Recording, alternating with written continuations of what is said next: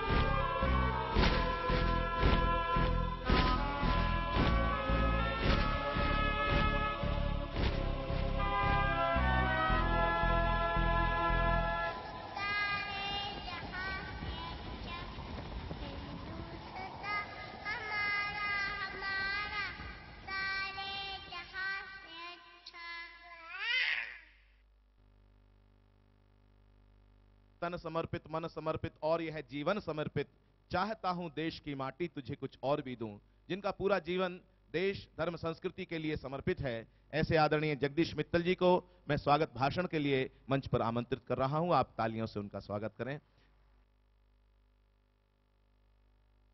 देश भर के आए हुए संत महात्माओं का इस इरीट संस्थान की ओर से, इस राष्ट्र पुरुष राम के मंच की ओर से आप सबका हार्दिक अभिनंदन करता है। एक महान प्रयास में आप सब लोग लगे हैं। ऐसे संत महात्मा आज हमारे मध्य में हैं। अभी कुछ कवियों की वाणी यहाँ पर गूंज रही थी, तो मैं कवियों की पंक्तियां ही आपके लिए उल्लेखित कर रहा हूं। नए घर में चीजें पुरानी अब कौन रखता है, नए घर में चीजें पुरानी अब कौन रखता है, परिंदों के लिए कुंडों में पानी अब कौन रखता है। ये तो आप हैं जो संभाले हैं गिरती दीवारों को, ये तो आप हैं संभाले हैं गिरती दीवारों को, वरना सलीके से बुजुर्गों की निशानी कौन रखता है।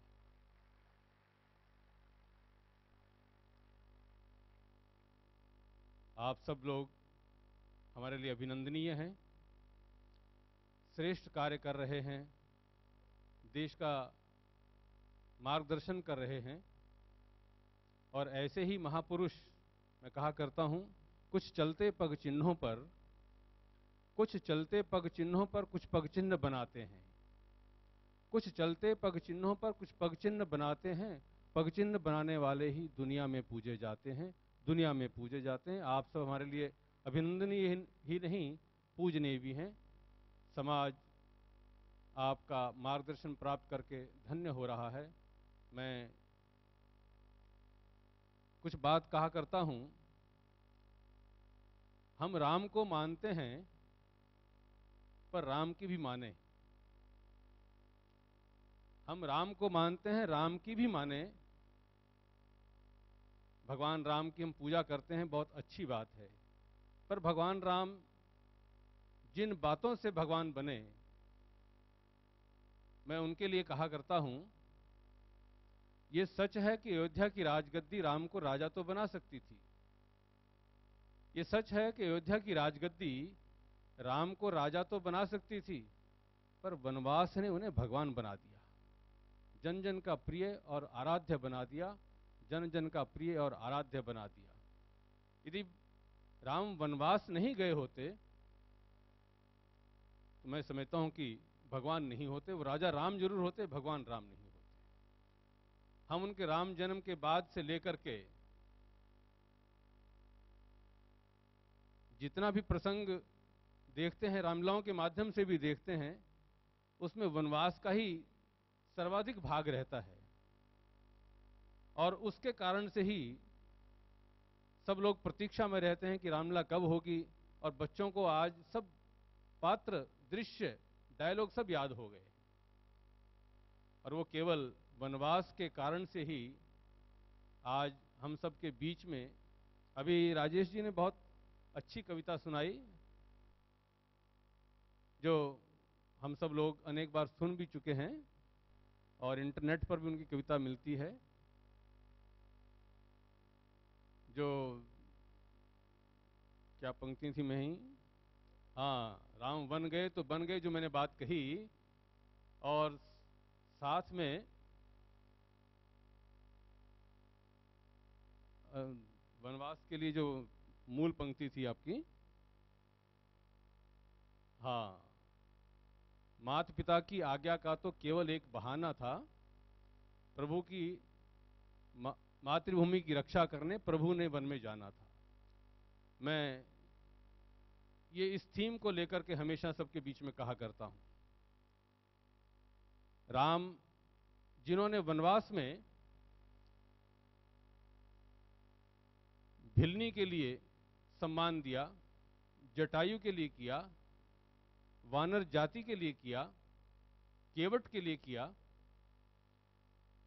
ऐसे उपेक्षित लोगों को जिन्होंने अपने व्यवहार से सम्मान दिया, आज हम कितना उनके प्रति सम्मान व्यक्त करते हैं, कितना उनके प्रति अपने व्यवहार में प्रेम प्रदर्शित करते हैं। वास्तव में यह हम सबके लिए जो करणीय है, जो राम ने किया, केवल राम की हम पूजा ही न करें, जो राम ने काम किए हैं उसका अनुसरण करें, तब हम ये कह सकते हैं कि हम राम की पूजा करने के सच्चे उत्तराधिकारी हैं। और आज इस मंच पर समय की मर्यादा सभी के लिए है, मुझे भी समय की सीमा के अंतर्गत अपनी बात कहने के लिए कहा गया है।